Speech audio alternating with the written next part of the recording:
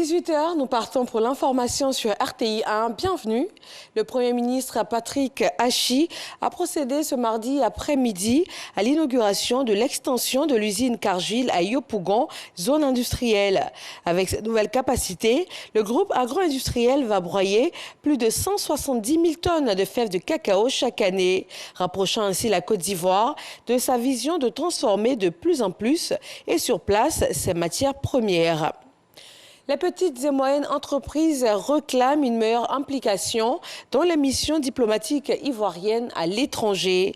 La plateforme unique des PME a initié une rencontre afin de débattre et dégager des actions à mettre en œuvre.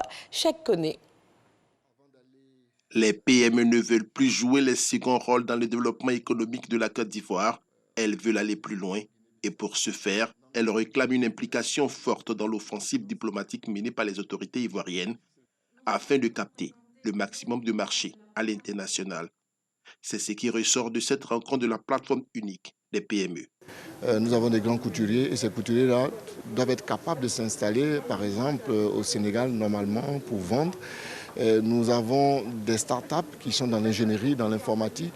On a du mal à les faire sortir, à les amener à s'implanter dans ces pays. Nous avons des structures spécialisées dans la construction qui construisent très bien.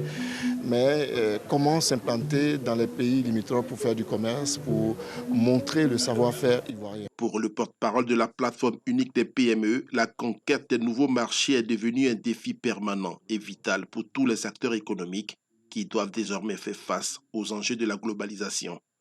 Le conférencier du jour, l'ambassadeur Jean-Marie Sommet, directeur de la diplomatie économique et représentant de la ministre d'État, Kandia Camara, a égrené les facilités offertes par la diplomatie ivoirienne aux PME afin de trouver des débouchés à l'international.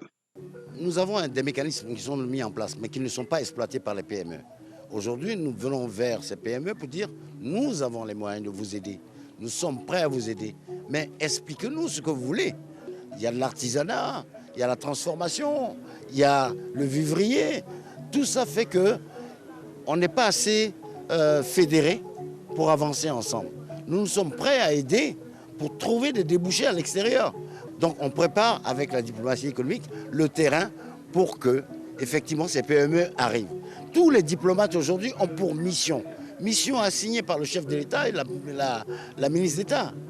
Il faut permettre aux PME d'aller s'implanter dans les pays où il y a une vraie valeur ajoutée. Et c'est notre job aujourd'hui. Ce rendez-vous de la plateforme unique des PME se positionne désormais comme la tribune par excellence pour adresser les problématiques des petites et moyennes entreprises. En Côte d'Ivoire, ces entreprises représentent environ 98% de l'économie formelle et créent 20% de la richesse nationale.